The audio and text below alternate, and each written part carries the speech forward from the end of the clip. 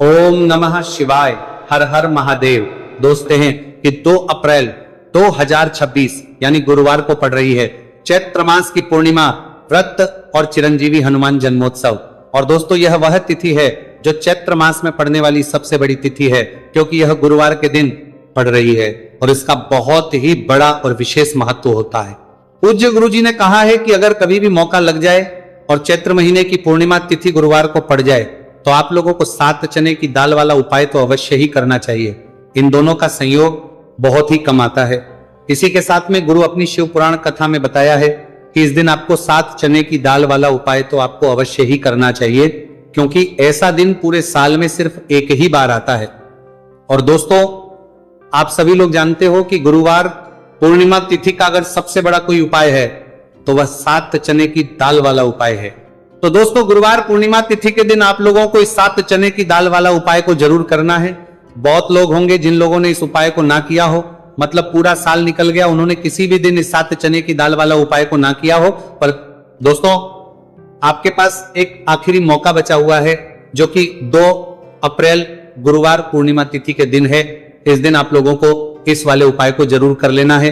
भले ही आपने पूरे महीने भर इस उपाय को ना किया हो, पर अगर आपने इस चैत्र महीने के गुरुवार पूर्णिमा तिथि के दिन अगर इस वाले उपाय को कर लिया तो आपको इस उपाय को करने का वो फल मिलेगा जिसकी आपने कभी कल्पना भी नहीं करी होगी। इसीलिए आप लोग इस वाले उपाय को एक बार जरूर कर लेना है, ताकि आप लोगों के हाथ से यह मौका ना जा सके और आपको इस उपाय को करने का फल मिल सके। दोस्तों यह उपाय पंडित जी ने अपनी अभी की ही श्री शिव महापुराण की कथा में बताया है जी। इस उपाय को आज हम आपको बहुत अच्छे से समझाने वाले हैं। इस वीडियो को देखने के बाद इस उपाय को समझने के आपको कोई और वीडियो को देखने की जरूरत नहीं पड़ेगी। तो चलिए दोस्तों उपाय को शुरू करते हैं। देखिए यह इस चैत्र महीने के गुरुवार पूर्णिमा तिथि के दिन ये इतना खास होता है, इतना महत्वपूर्ण होता है। देखा गया है कभी कभी बड़े बड़े पूजा पाठ अनुष्ठान से जो मनोकामना पूर्ण नहीं होते, वह चैत्र महीने की गुरुवार पूर्णिमा तिथि के दिन एक छोटे से उपाय करने से ही आपकी मनोकामना पूर्ण हो जाती है।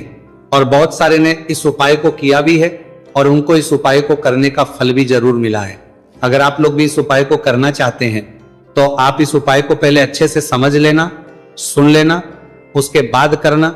आपको इस उपाय का फल जरूर मिलेगा और इस उपाय को कर लेने से आपके घर में चाहे किसी भी प्रकार की दुख और समस्या क्यों ना चल रही हो, आपको उसका कारण भी नहीं पता है कि भाई ये समस्या किस कारण से चल रही है, उसका कुछ भी कारण हो सकता है, जैसे पितृदोष हो सकता है या किसी भी तरह का मंगल दोष भी सकता है। तो इस दिन आप लोगों को ये वाला उपाय कर लेना है। ये एक ऐसा उपाय है जिस उपाय को अगर किसी विशेष दिन पर किया जाए तो भाई उस विशेष दिन का जो है वो तो हमें मिलता ही मिलता है, पर हमने उस दिन पर इस उपाय को किया है तो हमें उससे भी बड़ा फल मिलता है और फल बहुत जल्दी मिलता है, क्योंकि आप इस उपाय को बहुत ही बड़े और विशेष दिन पर कर रहे हैं। तो चलिए अब उपाय के बारे में बात करते हैं, लेकिन उससे पहले आप लोगों को यह जानना आवश्यक है कि आखिर ये उपाय किस समय करना है, किसको करना है और कैसे करना है। तो चलिए हम आगे आपको वीडियो में एक एक करके बता देते हैं, लेकिन उससे पहले अगर आप लोग हमारे चैनल पर पहली बार आए हैं या फिर मेरी आवाज आज पहली बार सुन रहे हैं तो हमारे चैनल सब्सक्राइब जरूर कर लेना और इस वीडियो को लाइक करके कमेंट बॉक्स में श्री शिवाय नमस्तु भयम ओम नमः शिवाय जरूर टाइप कर देना। तो दोस्तों इस 7 चने की वाला उपाय को हमें इस गुरुवार पूर्णिमा तिथि के दिन कैसे करना है, किसको करना है, किस समय करना है और कहां पर करना है, ये सारे सवालों के जवाब आपको इस वीडियो में मिल जाएंगे। और जो ये वीडियो देखेगा भाई उसको 7 चने की दाल वाला उपाय जरूर गिला करना चाहिए, क्योंकि इस दिन एक चने की दाल का भी बहुत ही बड़ा और विशेष महत्व होता है। और जब बात आ जाए 7 चने की दाल वाला उपाय की तो ये सोने पे सुहागा वाली बात हो जाती है और ये एक बहुत ही बड़ा उपाय हो जाता है इस गुरुवार पूर्णिमा तिथि का। तो अब दोस्तों इस 7 चने की दाल वाला उपाय को आखिर करना किसको है, सबसे पहले हम लोग वो बात जान लेते हैं। तो देखो घर की जो बड़ी माताएं बहनें होती हैं, उन माताओं बहनों में से कोई भी एक बड़ी माता बहन इस वाले उपाय को कर सकती है।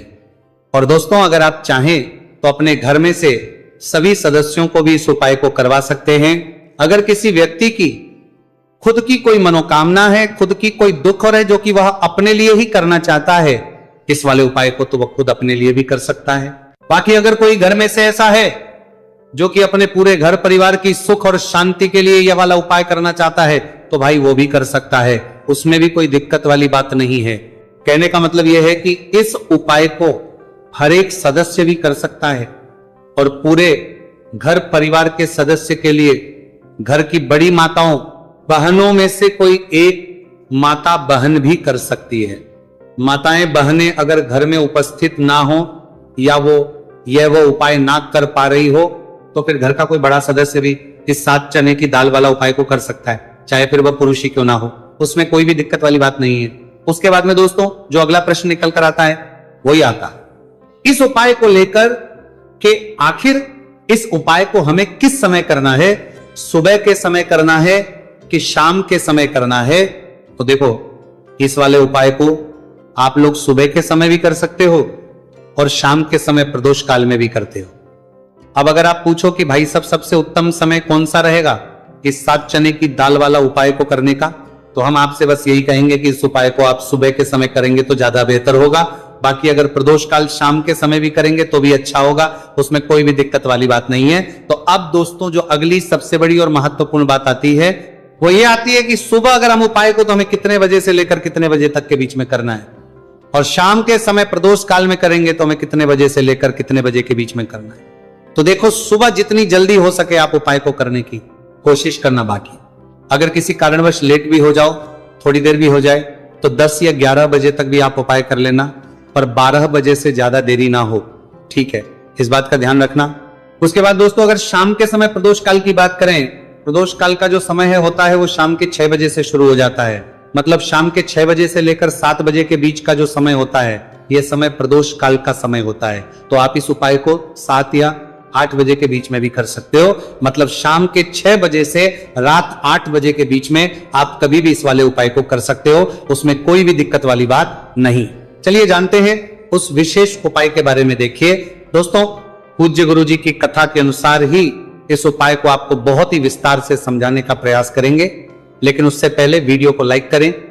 देखिए, इस वीडियो में हम पूज्य गुरु जी द्वारा बताए गए 3 सबसे अचूक उपायों के बारे में जानेंगे, जो आपको सिर्फ और सिर्फ गुरुवार की सप्तमी की तिथि पर ही करने हैं। पूज्य गुरु जी ने बताया है कि जो भी व्यक्ति इन उपायों को कर लेता है उसके जीवन से समस्त परेशानियां दूर हो जाती है। तो चलिए जानते हैं गुरुजी द्वारा बताए गए पहले खास उपाय के बारे में। देखिए, गुरुजी ने बताए हैं कि गुरुवार के दिन किया जाने वाला यह उपाय सबसे सर्वश्रेष्ठ है।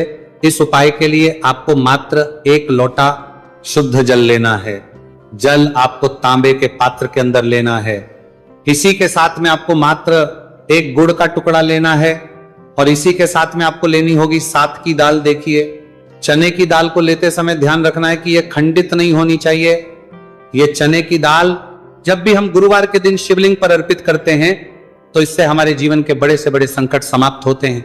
अगर हमारे हाथ में धन प्राप्ति की लकीरें नहीं हैं, अगर हमारे जीवन में दुर्भाग्य के अलावा कुछ है ही नहीं, तो गुरुजी ने कहा है कि हम इस व्यासपीठ से आपको यकीन दिलाते हैं कि गुरुवार के दिन जब भी आपकी दाल वाला ये उपाय करते हैं तो इससे महादेव आपके हाथ की लकीरों को भी परिवर्तित कर देते हैं। तो दोस्तों, ये तीनों ही सामग्री लेकर के आपको पहुंच जाना है भगवान शिव के मंदिर में। देखिए, गुरुजी ने बताया है कि इस उपाय को आप सुबह से लेकर के शाम तक किसी भी समय कर सकते हैं। देखिए, शिव मंदिर पहुंचने के बाद आप जो 1 गुड़ का टुकड़ा लेकर के गए हैं, सबसे पहले तो आपको उसे जल के पात्र के अंदर डाल देना है, और आपको महादेव का स्मरण करते हुए ये 1 लोटा जल धीरे धीरे शिवलिंग पर अर्पित करते जाना है। साथ ही साथ आपको श्री शिवाय नमस्तुभयम इस मंत्र का भी जाप करते रहना है। कम से कम 11 बार आपको इस मंत्र का जाप अवश्य करना है। अब दोस्तों, आपके पास जो चने की दाल है उन्हें आपको एक एक करके शिवलिंग पर अर्पित करते जाना है। चने की दाल आप एक एक करके भी समर्पित कर सकते हैं और एक साथ भी शिवलिंग पर अर्पित कर सकते हैं। देखिए, चने की दाल को समर्पित करने के बाद आपको बृहस्पति शवर महादेव से प्रार्थना कर लेनी है कि हमारे जीवन में जो भी संकट समस्या चल रही है, हम जो भी कार्य करते हैं उसमें हमें बार बार असफलता मिलती है, रुकावटें संकट जीवन में लगातार बने हुए हैं, चारों तरफ से सिर्फ और सिर्फ निराशा ही हाथ लग रही है, तो अपने दुर्भाग्य को दूर करने के आपको बृहस्पति शवर महादेव से प्रार्थना कर लेनी है। पूज्य गुरुजी ने कहा है कि इस गुरुवार के दिन यह चमत्कारी उपाय करके देख लेना, और आप स्वयं देखेंगे कि 1 या 2 महीने के अंदर आपके जीवन का जो दुर्भाग्य है वह समाप्त होना प्रारंभ हो जाएगा। अब दोस्तों हम जान लेते हैं दूसरे विशेष और चमत्कारी उपाय के बारे में। देखिए, इस उपाय के लिए आपको मात्र एक तुलसी जी की लकड़ी लेनी होगी। अगर आपके पास पहले से ही तुलसी जी की लकड़ी है तो उसका उपयोग आप कर सकते हैं, और यदि आपके घर में तुलसी जी का पौधा सूखा हुआ है तो वहां से भी आप तुलसी जी की मात्र एक लकड़ी ले सकते हैं। देखिए, इस उपाय के लिए आपको मात्र एक मिट्टी का दीपक लेना है। इसमें आपको शुद्ध घी का प्रयोग करना है, और इस दीपक के अंदर आपको ये जो तुलसी जी की लकड़ी है इसे रख देना है। इस लकड़ी को आपको पूरा घी के अंदर डुबो देना है, चारों तरफ अच्छे से घी लगा देना है, और आपको इस दीपक के अंदर इस लकड़ी को रख लेना है। देखिए, यदि आपको ऐसा लगता है कि तुलसी जी की जो लकड़ी है वो बहुत ही जल्दी से जल जाती है, तो आपको एक कार्य करना है। आपने जो तुलसी जी की लकड़ी ली है उस पर आपको पूरी पर अच्छे से रुई लपेट देना है, यानी कि कॉटन जो होती है उसे अच्छे से लपेट देना है, जिससे कि ये जो लकड़ी है दिखाई ही ना पड़े। तो इस लकड़ी के ऊपर आपको लपेट लेनी है। अब इसी लकड़ी के ऊपर जो आपने रुई लपेटी है उस पर आपको अच्छे से घी लगा लेना है, और उस दीपक के अंदर आपको इसे डाल देना है। अब देखिए, इस दीपक को आप भगवान विष्णु के वहां पर भी प्रज्वलित कर सकते हैं, या फिर भगवान विष्णु के किसी भी स्वरूप के सामने आप इसे प्रज्वलित करते सकते हैं, या फिर आपके घर में जो माता तुलसी जी का पौधा है वहां पर भी इस दीपक को आप प्रज्वलित कर सकते हैं। पूज्य गुरु जी ने कहा है कि जो भी व्यक्ति इस 2 अप्रैल 2026 गुरुवार की पूर्णिमा तिथि पर यह तुलसी जी की लकड़ी का दीपक प्रज्वलित कर देता है तो उसके जीवन में कभी भी धन संपदा की कमी नहीं होती। देखिए, ये जो उपाय है आपने फाल्गुन में पूर्णिमा तिथि पर किया होगा, लेकिन इस बार चैत्र मास की पूर्णिमा तिथि है, गुरुवार के दिन, गुरुवार का दिन भगवान विष्णु को समर्पित होता है। और ये जो दीपक है हम विशेषकर भगवान के निमित्त ही प्रज्वलित कर रहे हैं, तो इस दीपक को आप इस महीने की गुरुवार की पूर्णिमा तिथि पर भी प्रज्वलित कर सकते हैं। देखिए, ये जो दीपक है विशेषकर आपको शाम के समय यानी कि सूर्यास्त के बाद ही करना है। अब दोस्तों हम जान लेते हैं गुरुजी द्वारा बताए गए तीसरे बहुत ही चमत्कारी और विशेष उपाय के बारे में। देखिए, इस उपाय के लिए आपको एक बेलपत्र लेनी है, और इसी के साथ में आपको 2 शमी पत्र लेना है। देखिए, आप जो बेल लेंगे वो कहीं से भी खंडित नहीं होनी है, बहुत ही चमत्कारी और विशेष को 2 फरमानी है चाहिए। इस बात का आपको विशेष रूप से ध्यान रखना। देखिए, मान लीजिए कि यदि आपके पास बेलपत्र नहीं है तो आप भगवान शिव के शिवलिंग पर चढ़ी हुई बेलपत्र को पुनः शुद्ध जल से धो करके उसका उपयोग भी कर सकते हैं। इसी के साथ में आपको मात्र थोड़ा सा लाल चंदन लेना होगा। देखिए, सभी सामग्री लेकर के अब आपको पहुंच जाना होगा भगवान शिव के मंदिर में। देखिए, भगवान शिव के मंदिर में पहुंचने के बाद आपके पास जो 5 हरे मूंग हैं उनमें से पहला जो हरा मूंग है आपको शिवलिंग के सामने जो नंदी महाराज होते हैं और उनका जो पैर उठा हुआ होता है वहां पर आपको पहला हरा मूंग समर्पित करता है, वहां पर जो देना है, और आपको ओम नमः शिवाय इसी मंत्र का जाप कर लेना है। फिर आपको दूसरा हरा मूंग लेना है, और शिवलिंग पर जो श्री गणेश जी वाला स्थान होता है वहां पर आपको ये दूसरा हरा मूंग समर्पित कर देना, यानी कि शिवलिंग के सीधे तरफ आपको ये दूसरा हरा मूंग समर्पित करना है। और फिर आपको ओम नमः शिवाय या फिर श्री गणेशाय नमः इस मंत्र का जाप कर लेना है। सारा हरा मूंग का दान आपको भगवान शिव की सबसे प्रिय पुत्री माता अशोक सुंदरी वाले स्थान पर समर्पित करना होगा। शिवलिंग की जो जलाधारी होती है जहाँ से जल बह के आता है उसी जलाधारी के बीच में जो कहीं ना कहीं उठी हुई लाइन होती है सांप की आकृति के रूप में, वहीं पर आपको तीसरा हरा मूंग समर्पित करना है, और फिर आपको ओम नमः शिवाय इस मंत्र का जाप कर लेना है। अब दोस्तों चौथा जो हरा मूंग है उसे आपको भगवान कार्तिकेय जी का जो स्थान होता है शिवलिंग पर, वहां पर आपको ये चौथा हरा मूंग का दाना समर्पित कर देना है, और आपको ओम नमः शिवाय इस मंत्र का जाप कर लेना है। अब दोस्तों आपके पास जो 5वां और अंतिम हरा मूंग बचा हुआ है उसे आपको उसे जल के पात्र के अंदर डाल देना है, और इस हरे मूंग से युक्त जल से आपको भगवान शिव के शिवलिंग का अभिषेक कर देना है। धीरे धीरे समर्पित करते जाना है, और लगातार आपको शिव महापुराण के मूल मंत्र श्री शिवाय नमस्तुभ्यम इस मंत्र का जाप करते रहना। फिर आपको शिवलिंग के सामने बैठकर, यदि आप अपने बच्चों के लिए ये उपाय कर रहे हैं यदि आप अपने बच्चों के लिए महापुराण के मूल मंत्र में यहाँ पढ़ते जाना है, घोड़ा जितना की बेच की बुद्धि ज्ञान और विवेक के लिए उपाय कर रहे हैं, तो उसके लिए आपको प्रार्थना कर लेनी है, या फिर व्यापार में वृद्धि करने के लिए ये उपाय कर रहे हैं तो उसकी कामना करते हुए आपको प्रार्थना कर लेनी है, या फिर अपनी नौकरी के लिए कर रहे हैं, या फिर अपने इंटरव्यू के लिए, या फिर धन की प्राप्ति के लिए कर रहे हैं। जिस भी कामना के लिए आप उपाय कर रहे हैं उसे परिपूर्ण करने के लिए आपको महादेव से प्रार्थना कर लेनी है और फिर आपको वापस अपने घर आ जाना है। जो भी व्यक्ति इस उपाय को कर लेता है तो यकीन मानिए आपके जीवन की जो सारे संकट, कष्ट और बाधाएं हैं वह सभी समाप्त होंगे। अब हम बात करते हैं तीसरे विशेष उपाय। देखो, भाग्य का साथ आपको मिले तो गुरु बृहस्पति को मजबूत करना बहुत जरूरी होता है। इसीलिए पूज्य गुरुदेव ने एक बहुत ही सुंदर सा उपाय बताया था, जो कि है पीले चावल का थोड़े से अक्षत लेना, चावल लेना। अगर आपको ऐसा लगता है ना कि आपको किसी भी चीज में सफलता नहीं मिल पा रही है, किस्मत का साथ आपको नहीं मिल पा रहा है, तो पीले चावल लेना। पीले चावल कैसे करोगे? 11 चावल लेना, साबुत उसके अंदर पीली जो पीला चंदन है वो आपको मिला देना है और चावल को पीला रंग कर देना, ठीक है। साथ में लेना है एक बेलपत्र और साथ में लेना है तांबे के पात्र के अंदर जल, ठीक है। ये तीनों सामग्री लेकर के रात्रि तक जब आपकी इच्छा हो तब आप ये उपाय कर सकते हैं। अब आपको क्या करना है?